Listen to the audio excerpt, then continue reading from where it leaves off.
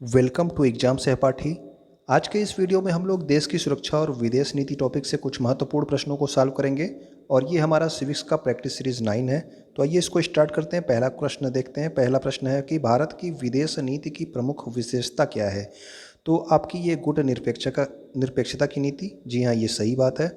हम लोग विश्व शांति पे कार्य करते हैं, ये भी सही बात है। साम्राज्यवाद और उपनिवेशवाद का विरोध करते हैं, जी हाँ, ये भी सही बात है। तो ये इसका जो सही आंसर हो गया ये हो गया उपर्युक्त सभी। तो भारत की विदेश नीति की ये सारी प्रमुख विशेषताएं हैं। तो गुट निरपेक्षता जो है ये सबसे महत्वपूर्ण है, ये भी आप जरूर याद रखिएगा। ओके, तो ये उपर्युक्त सभी था, ये आप लोग जरूर याद रखिएगा। अगला पॉइंट है आपका क्वेश्चन नंबर 2 में कि गुट निरपेक्ष वैदेशिक नीति का प्रतिपादन किसने किया था। तो ये जवाहरलाल नेहरू थे, जब मोरारजी देसाई थे, अटल बिहारी वाजपेयी थे या फिर लाल बहादुर शास्त्री थे। तो जो ये गुट निरपेक्ष वैदेशिक नीति थी इसका प्रतिपादन सबसे पहले जो है किसने किया था, तो वो किया था जवाहरलाल नेहरू ने। ठीक है ना, तो जवाहरलाल नेहरू ने इसका प्रतिपादन किया था, ये आप याद रखना कि गुट निरपेक्षता विदेश नीति का प्रतिपादन सबसे पहले जवाहरलाल नेहरू के द्वारा किया गया था। अगला पॉइंट देखते हैं क्वेश्चन नंबर 3 की ओर। तो क्वेश्चन नंबर 3 में आपका है कि भारत की विदेश नीति के निर्माता कौन थे। तो भारत की विदेश गुट निरपेक्षता की नीति किसने दी थी, तो वो दी थी हमारे जवाहरलाल नेहरू ने। तो भारत में विदेश नीति किसने बनाई थी, उसके निर्माता कौन थे, महात्मा गांधी, विनोबा भावे, भीमराव अम्बेडकर या फिर जवाहरलाल नेहरू। तो इसका भी जो सही आंसर है ये आपका कौन सा है, इसका भी आंसर है आपके जवाहरलाल नेहरू ही भारत के विदेश नीति के निर्माता थे। ठीक है ना, तो और ये भी इसके साथ आप पॉइंट याद रखना कि जवाहरलाल नेहरू जो है भारत के प्रधानमंत्री के साथ प्रथम विदेश मंत्री की भी भूमिका इन्होंने ही निभाई थी। तो भारत के प्रथम विदेश मंत्री की भूमिका, स्वतंत्र भारत में प्रथम विदेश मंत्री की भूमिका किसने निभाई थी, तो वो थे हमारे जवाहरलाल नेहरू ही। ठीक है ना, अगला पॉइंट हम देखते हैं। क्वेश्चन नंबर 4 है कि भारत ने अपना परमाणु परीक्षण कब किया था। तो परमाणु परीक्षण जो है इसका प्रथम और द्वितीय दोनों परमाणु परीक्षण इंपॉर्टेंट है। तो इसकी डेट आपको पता होनी चाहिए और उस ऑपरेशन का नाम क्या था वो भी पता होना चाहिए। तो ये आपका जो इसका जो सही आंसर है ये हुआ था मई 1974 में पहली बार किया गया था। तो 18 मई 1974 इसका सही आंसर है। तो ये हमारा प्रथम, ठीक है ना, तो प्रथम परमाणु परीक्षण की बात की जा रही है। तो प्रथम परमाणु परीक्षण 18 मई 1974। और इस समय जो है प्रधानमंत्री कौन थी, तो प्रधानमंत्री थी हमारी इंदिरा गांधी। इंदिरा गांधी प्रधानमंत्री थी और इस ऑपरेशन का नाम क्या था, ऑपरेशन का नाम स्माइलिंग बुद्धा था। तो प्रथम परमाणु परीक्षण है तो उसका ऑपरेशन नाम ऑपरेशन स्माइलिंग बुद्धा। और ये किसके समय में हुआ, इंदिरा गांधी के समय में 18 मई 1974। तो सन डेट ये सब आप जरूर याद रखना है। इसके अलावा दूसरा भी आपको याद रखना है। तो दूसरा जो है कब हुआ था, भारत ने अपना द्वितीय, ठीक है ना, ये द्वितीय की बात कर रहा है, द्वितीय परमाणु परीक्षण कब किया गया, तो ये आपके 11 मई 1992, 11 जुलाई 1996, 11 जनवरी या फिर 11 मई 1998। तो आप याद रखना कि 11 मई 1998 को ये जो है किया गया था। ठीक है ना, तो 11 मई 1998 को किया गया। इस समय प्रधानमंत्री कौन थे, तो इस समय प्रधानमंत्री थे अटल बिहारी वाजपेयी। ठीक है, अटल बिहारी वाजपेयी जो है इस समय थे और पहले के समय इंदिरा गांधी थी। और इस ऑपरेशन का नाम ऑपरेशन शक्ति था। डेट क्या थी इसकी, डेट है आपकी 11 मई 1998 ईस्वी। ओके, अगला पॉइंट हम लोग देखते हैं क्वेश्चन नंबर 6 की ओर। भारत में पूर्व की ओर देखो, लुक ईस्ट पॉलिसी इसको बोलते हैं, लुक ईस्ट पॉलिसी भी कहा जाता है, पूरब की ओर देखो। इसकी शुरुआत कब की गई थी, 1990 में, 91 में, 92 में या फिर 93 में। तो ये जो लुक ईस्ट पॉलिसी है ये स्टार्ट की गई थी 1991 में। ठीक है ना, और इस समय प्रधानमंत्री कौन थे, तो इस समय पीवी नरसिम्हा राव प्रधानमंत्री थे। तो याद रखना आप लोग, लुक ईस्ट पॉलिसी 1991 में पीवी नरसिम्हा राव के द्वारा शुरू की गई थी। और इसके तहत जो आसियान कंट्री है, ठीक है, आसियान कंट्री में आप सबको पता है कि कितने देश शामिल हैं, 10 देश शामिल हैं। तो आसियान सहित जो पूर्वी एशिया के अन्य देश हैं उनके साथ घनिष्ठ आर्थिक और व्यापारिक संबंधों का विस्तार करना था। ठीक है, तो लुक ईस्ट पॉलिसी ये आपकी किसके समय में स्टार्ट हुई, 1991 में पीवी नरसिम्हा राव के समय में। क्वेश्चन नंबर 7 पे आते हैं हम लोग। लुक ईस्ट पॉलिसी को जो है एक्ट ईस्ट पॉलिसी में परिवर्तन कब हुआ, यानी कि अब तक केवल लुक ईस्ट पॉलिसी चल रही थी कि पूरब की ओर देखो, कोई काम नहीं किया जा रहा था। तो पहली बार जो है इसमें जो है एक्ट ईस्ट पॉलिसी यानी कि पूरब की ओर काम करो, इसको कब स्टार्ट किया गया, तो ये आपका स्टार्ट किया गया था कब, ये 2014 में स्टार्ट हुआ एनडीए सरकार में। और ये आपका शायद नवंबर 2014 में स्टार्ट किया गया था। ठीक है ना, तो इसका जो सही आंसर है, तो एनडीए सरकार यानी कि जब भाजपा की सरकार आई थी तो उसमें जो है 2014 में म्यांमार में आयोजित पूर्वी एशिया शिखर सम्मेलन में पूरब की ओर देखो नीति को पूरब की ओर काम करो नीति के रूप में आगे बढ़ाया। तब इसमें जो है आगे काम स्टार्ट किया गया, ठीक है ना। तो look east policy, act east policy में कब परिवर्तित हुआ, तो ये हुआ नवंबर 2014 में। ओके, स्टार्ट कब हुआ था, 1991 में स्टार्ट हुआ था, पीवी नरसिम्हा राव के समय में। आंशिक परीक्षण प्रतिबंध संधि, ये आपका पार्शियली जो है आपका कोई ट्रीटी है आपका परमाणु परीक्षण को रोकने के लिए यानी कि कम करने के लिए आपका आंशिक रूप से परीक्षण की प्रतिबंध संधि कब हुई थी। ये आपको ये दो संधियां हैं, इन दोनों संधियों के बारे में आपको पता होना चाहिए। एक आपका व्यापक है, एक आपका आंशिक है।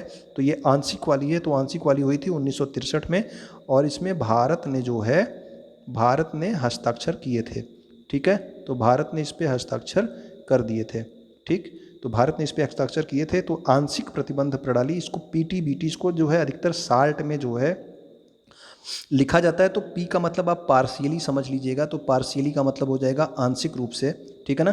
तो ये वाला परीक्षण 1963 में हुआ था। तो सीमित परीक्षण प्रतिबंध संधि हुई थी ये, इसके रूप में जाना जाता है। और इसका उद्देश्य क्या था कि परमाणु हथियारों के परीक्षण को प्रतिबंधित करना, यानी कि उसको कम करना था, ठीक है, और परमाणु प्रसार को जो है सीमित करना था। तो इस पर भारत ने जो है, जो आंशिक रूप से हुआ था, इस पर भारत ने हस्ताक्षर कर दिए थे, ठीक। तो अब आपका जो है व्यापक परमाणु परीक्षण निषेध संधि, ये आपका क्या है, ये आपका है सीटीबीटी। सीटी आप सी से आप समझ लीजिएगा कंप्लीट, तो यानी कि व्यापक, पूरी तरह से परमाणु परीक्षण का निषेध, यानी कि हम परमाणु परीक्षण करेंगे ही नहीं, इस तरह की संधि थी ये। तो ये जो संधि संपन्न हुई थी, ये संपन्न हुई थी 1996 में। लेकिन इसमें भारत ने इस पर हस्ताक्षर नहीं किए, ठीक है। तो भारत ने इस पर हस्ताक्षर नहीं किए, ये भी याद रखना। जब आंशिक रूप से था तो भारत ने हस्ताक्षर किए थे। ये तो आपका सीटीबीटी हो गया कंप्लीटली, और वो क्या था, वो था आपका पीटीबीटी। पी से आप याद रखना पार्शियली, जो आंशिक रूप से जो परमाणु संधि जो है निषेध का जो वो था संधि थी, उस पर भारत ने हस्ताक्षर किए थे, लेकिन इसमें जो है हस्ताक्षर नहीं किए थे, ठीक है ना। तो याद रखना आप लोग। और ये जो है 1996 में ये वाला संधि आई थी, और व्यापक परमाणु परीक्षण संधि निषेध पर भारत ने हस्ताक्षर करने से इनकार कर दिया था। इस पे जो है अपने हस्ताक्षर नहीं किए। क्वेश्चन पूछा जा चुका है कि किस जो है परमाणु निषेध संधि पे भारत ने हस्ताक्षर नहीं किए, तो 1996 की जो है आपका सीटीबीटी पे, ओके। पंचशील समझौते पर हस्ताक्षर किसने किया था, तो पंचशील समझौता हुआ था जो है किसके किसके बीच में, तो नेहरू और चाउ एन लाई के बीच में। तो नेहरू थे और चाउ एन लाई, इन दोनों के बीच में आपका पंचशील समझौता हुआ था। पंचशील समझौते का सन भी इम्पॉर्टेंट है, तो इसका सन आप याद रखना कि 1954 ईस्वी में भारत और चीन के मध्य, ये आपके चीन के प्रधानमंत्री थे, आप याद रखना। चाउ एन लाई चीन के प्रधानमंत्री थे और नेहरू भारत के प्रधानमंत्री थे। इनके बीच में पंचशील समझौता किया गया था, ठीक है ना, 1954 ईस्वी में, याद रखिएगा। अगला देखते हैं हम लोग। अगला क्वेश्चन भी आपके भारत की विदेश नीति से ही संबंधित है। इसमें क्या है कि भारत की विदेश नीति का प्रमुख उद्देश्य पूछा गया है, क्या था, तो अंतर्राष्ट्रीय शांति और सुरक्षा बनाए रखना। जी हाँ, ये तो है। सभी राज्यों और राष्ट्रों के बीच में शांतिपूर्ण और सम्मानपूर्ण संबंध बनाए रखना। जी हाँ, हम सबका जो है सम्मान करते हैं। उपनिवेशवाद और साम्राज्यवाद का विरोध करना, ठीक है ना। तो ये सभी जो हैं ये भारत की विदेश नीति के जो है प्रमुख उद्देश्य हैं। इसके अलावा गुट निरपेक्षता जो आपके पहले क्वेश्चन में था, वो भी आप जरूर याद रखना, ठीक है। अगला क्वेश्चन है कि शिमला समझौते पर हस्ताक्षर कब किए गए थे, तो पंचशील पे जो है अभी आपने देखा, पंचशील में भारत और चीन था, ठीक है। ये शिमला समझौता है, तो शिमला समझौता जो है 1972 में किया गया था। और इसमें जो है किसने किसने हस्ताक्षर किए थे, तो इसमें जो है इंदिरा गांधी और जुल्फ़िकार अली भुट्टो, यानी कि इनको शार्ट में जेड भुट्टो भी कहा दिया जाता है। जेड से जुल्फ़िकार, ए से अली, ठीक है। तो जेड भुट्टो भी लिखा होता है, तो आप लोग कंफ्यूज मत करिएगा, जेड भुट्टो या फिर जुल्फ़िकार अली भुट्टो। तो ये आपके कौन है, ये आपके उस समय वहाँ के प्रधानमंत्री थे, कहाँ के, पाकिस्तान के। तो भारत और पाकिस्तान के मध्य में शिमला समझौता हुआ था, याद रखना। सन इंपॉर्टेंट है, सन भी पूछा जाता है। तो सन ये आपका 1972 है। और भारत और पाकिस्तान के मध्य में पंचशील समझौता किसके बीच में हुआ था, पंचशील समझौता भारत और चीन के बीच में हुआ था, ठीक है ना। और ये आपका शिमला समझौता भारत और पाकिस्तान के मध्य हुआ है 1972 में, ठीक है। ये शिमला में हुआ था, इसलिए इसको शिमला समझौता कहते हैं। क्वेश्चन नंबर 13 की ओर आते हैं। निम्नलिखित में से कौन गुट निरपेक्ष आंदोलन का संस्थापक सदस्य नहीं था, तो ये एक इम्पॉर्टेंट क्वेश्चन है कि गुट निरपेक्ष आंदोलन का संस्थापक सदस्य, ये बहुत बार क्वेश्चन पूछा गया है, थोड़े बड़े एग्जाम्स में पूछा गया है, लेकिन ये आपका गुट निरपेक्ष आंदोलन से संबंधित था, तो मैंने यहाँ पे इसको शामिल कर लिया है। तो आप लोग याद रखिएगा कि नेहरू, नासिर और टीटो, ये तीनों जो है गुट निरपेक्ष आंदोलन के सदस्य थे। लेकिन इसमें जो नहीं सदस्य था, कौन आपका सदस्य नहीं था, तो वो थे आपके फिदेल कास्ट्रो। ठीक है, तो ये आप 3 नाम जरूर याद रखिएगा, नेहरू, नासिर और मार्शल टीटो, या फिर नासिर की जगह पे कर्नल नासिर भी लिखा होता है, तो ये भी आप याद रखना। नेहरू, नासिर और मार्शल टीटो जो है ये तीनों जो है गुट निरपेक्ष आंदोलन से संबंधित हैं, और ये फिदेल कास्ट्रो इससे संबंधित नहीं है। ठीक, तो गुट निरपेक्ष आंदोलन जो था ये किस चीज़ से संबंधित था? ये राष्ट्रों की एक अंतर्राष्ट्रीय संस्था है जिसने यह निश्चय किया कि वे किसी भी विश्व के किसी भी शक्तिशाली देश के साथ न तो आएंगे और न ही उस देश का विरोध करेंगे। ठीक है, तो ये गुट निरपेक्ष यानी कि एक किसी भी जो है शक्तिशाली देश की ओर नहीं रहेंगे, ये अपना अलग से एक जो है एक संस्था आपकी बनाएंगे गुट निरपेक्ष आंदोलन, उसमें रहेंगे। ठीक है, वो किसी भी शक्तिशाली देश के साथ नहीं रहेंगे, ना ही उनका विरोध करेंगे। तो ये आपके गुट निरपेक्ष आंदोलन था।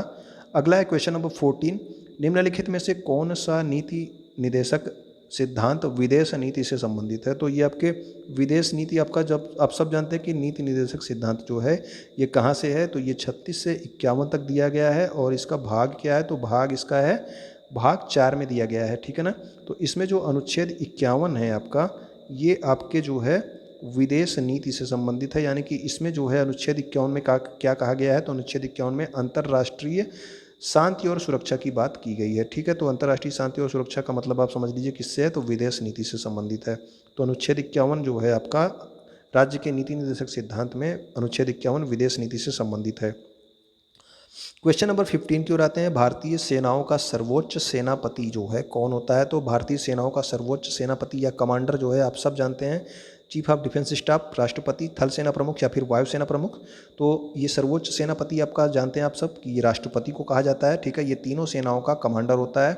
तो भारतीय सेनाओं का सर्वोच्च सेनापति राष्ट्रपति होता है, किंतु देश की सुरक्षा की जो वास्तविक जिम्मेदारी है, ये याद रखना कि देश की सुरक्षा की वास्तविक जिम्मेदारी ये मंत्रिमंडल में निहित होती है। तो मंत्रिमंडल ही जो है अधिकतर इन सब के फैसले लेता है।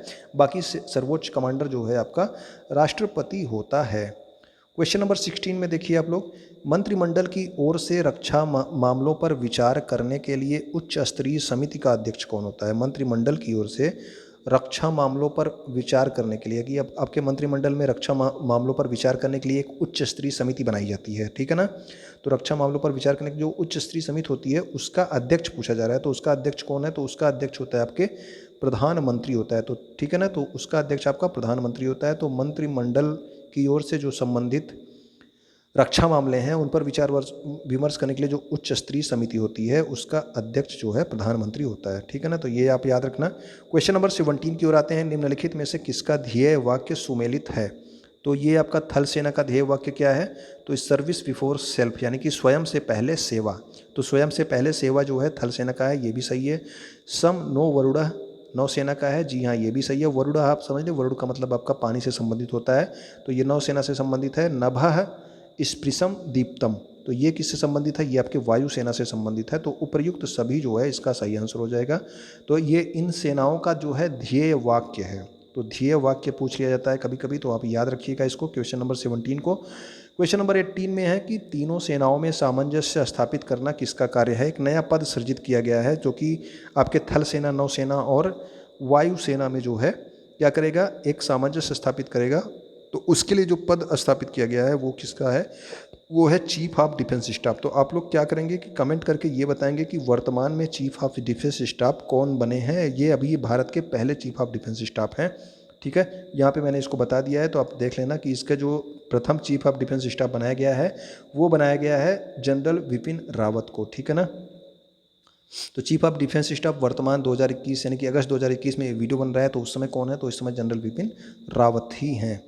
निम्नलिखित में से किसका स्थापना वर्ष सुमेलित है? तो स्थापना वर्ष यानी कि ये आपका किस वर्ष स्थापित किए गए थे, ये सिमोलन पूछा जा रहा है। तो आपको याद रखना कि सीमा सुरक्षा बल जो है ये 1965 में इसकी स्थापना की गई थी। केंद्रीय रिजर्व पुलिस बल या फिर सीआरपीएफ की जो है ये 1939 में, अभी हाल ही में इसका 83वां जो है स्थापना दिवस मनाया गया है जुलाई में। ठीक है ना, भारत तिब्बत सीमा पुलिस यानी कि जो आईटीबीपी जिसको कहते हैं, इसका स्थापना कब किया गया था? तो इसका स्थापना 1962 में की गई थी। ठीक है, भारत चीन युद्ध के बाद 1962 में आईटीबीपी की स्थापना की गई थी। सशस्त्र सीमा बल की स्थापना 1963 ईस्वी में की गई थी। और तो ये सभी जो हैं आपके सही हैं, ठीक है ना। तो उपयुक्त सभी जो है इसका सही आंसर हो गया। तो ये सारे के सारे सही वर्ष सुमेलित हैं, इन्हीं वर्षों में इनकी स्थापना की गई थी। तो उम्मीद करता हूँ कि ये वीडियो आपको पसंद आया होगा। तो वीडियो देखने के लिए आपका बहुत बहुत धन्यवाद। आप क्या करेंगे, शेयर करेंगे वीडियो को, अभी आप भी लाइक कर देंगे अगर अब तक नहीं किए होंगे तो मत करिएगा, ठीक है। और टेलीग्राम पे आप फॉलो कर सकते हैं, फेसबुक पे फॉलो कर सकते हैं, और कहाँ पे आप इंस्टाग्राम पे फॉलो कर सकते हैं। तो ये एग्ज़ाम सहपाठी जो है आप सर्च करेंगे डायरेक्ट, स्पेलिंग मिस्टेक मत करिएगा, नहीं तो आप किसी और पेज पे पहुंच जाएंगे, ठीक है ना। वीडियो देखने के लिए आपका बहुत बहुत धन्यवाद।